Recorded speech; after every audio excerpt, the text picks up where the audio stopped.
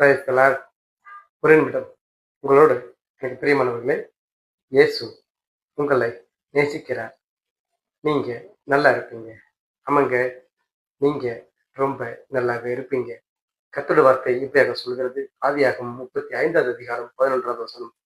நான் சர்வ வல்லமையுள்ள தேவன், நீ பலுகி பெருகுவாயாக.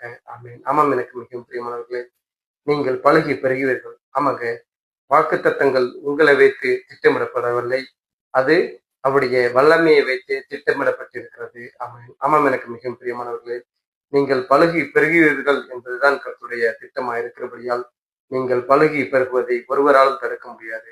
ஆமாம், எனக்கு மிகவும் பிரியமானவர்களே, நடக்கப் போவதை உங்களுக்கு அறிவித்திருக்கிறார். நடக்கச் செய்கிறவர் நடக்க செய்யாமல் இருப்பாரோ? அவர் சர்வ வல்லமுள்ளவராக இருக்கிறபடியால் உங்களுடைய வாழ்க்கையிலே அது நடக்கும். ரொம்ப நல்லா இருப்பீங்க, நீங்க வாழ்வீங்க. ஆமா.